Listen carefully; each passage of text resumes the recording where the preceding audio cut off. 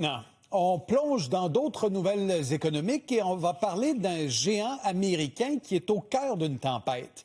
Le géant, il s'appelle Apple. Vous consommez, vous achetez ses téléphones, ses tablettes, ses services, ses appareils. Et l'action du géant américain a perdu 7 de sa valeur depuis le début de l'année à la Bourse de New York. Les tarifs américains lui coûtent grosso modo 300 millions de dollars par mois.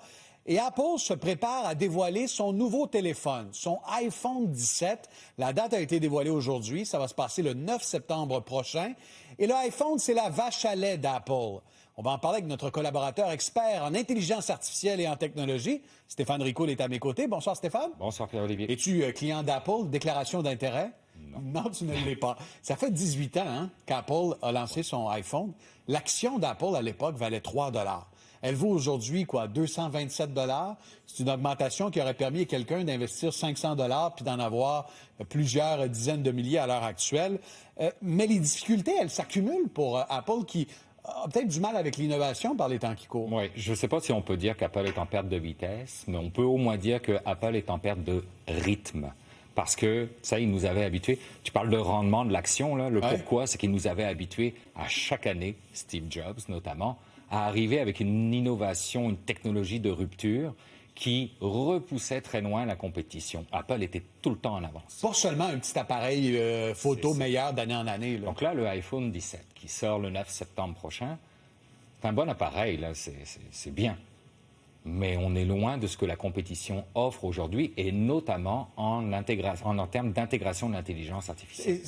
Il est où le retard d'Apple? Qu'est-ce que tu anticipes pour le dévoilement qui va avoir lieu en septembre?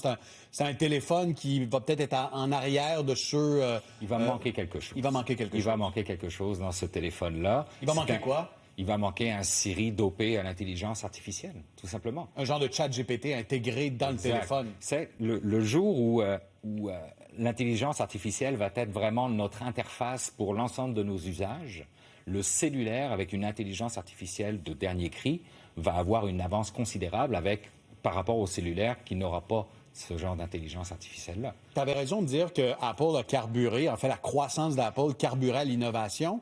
Récemment, Warren Buffett, grand investisseur américain, a largué les 2/3 de ses actions d'Apple. C'est un gros investissement dans le portefeuille de Berkshire Hathaway. C'est signe qu'il y a de l'inquiétude. 2/3 des revenus d'Apple sont liés au iPhone. Est-ce qu'il pourrait y avoir une catastrophe à un moment donné pour la marque à la pomme? Oui et non. Apple, c'est quand même solide, OK? Pour l'instant, Apple n'a pas de perte de clients, très honnêtement. Puis je ne serais pas surpris que d'ici un an, l'année prochaine, Apple arrive avec une vraie rupture d'un point de vue technologique. Il y a des brevets qui se déposent actuellement par Apple. Il y en a un notamment qui m'a surpris, avec un téléphone cellulaire à 6 écrans tactiles. Le devant, le derrière et les 4 côtés. Ah ouais? À quoi ça va servir? J'en ai aucune idée, mais le marketing de Apple va nous dire à quoi ça va servir, ça c'est clair. Assurément. Alors, on va surveiller ça attentivement le 9 septembre prochain. C'est une annonce fort importante pour Apple. Parlons de Elon Musk maintenant, qui est dans un bras de fer, entre autres contre Microsoft. Il annonce cette semaine le lancement de MacroHard. Donc, MacroHard, Microsoft, il lance l'antithèse. Qu'est-ce que c'est exactement ce qu'a annoncé le grand patron de Tesla? C'est ça. C'était un projet à la Elon Musk. Okay? Il nous a habitués à des projets qui n'ont pas forcément de fin, mais il nous a aussi donné des projets à la Tesla ou à la SpaceX qui sont des grands succès. Donc, c'est quoi?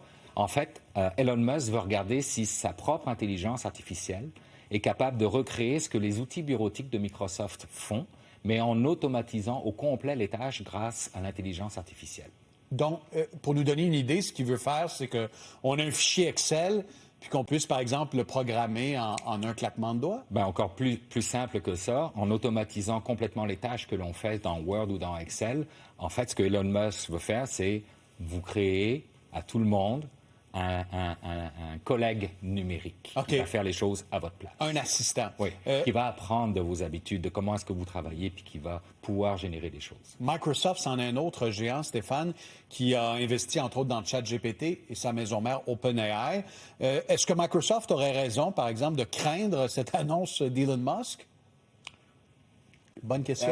Je ne sais pas, j'hésite. C'est peut-être un coup marketing aussi de la part de Elon Musk. On ne sait jamais avec cet homme-là. Ce que je vois là, c'est que ça va faire accélérer les choses du côté des outils bureautiques, ça c'est clair. Puis même Apple va devoir accélérer parce que si Elon Musk prend les devants avec ça, on ne peut pas le laisser tout seul.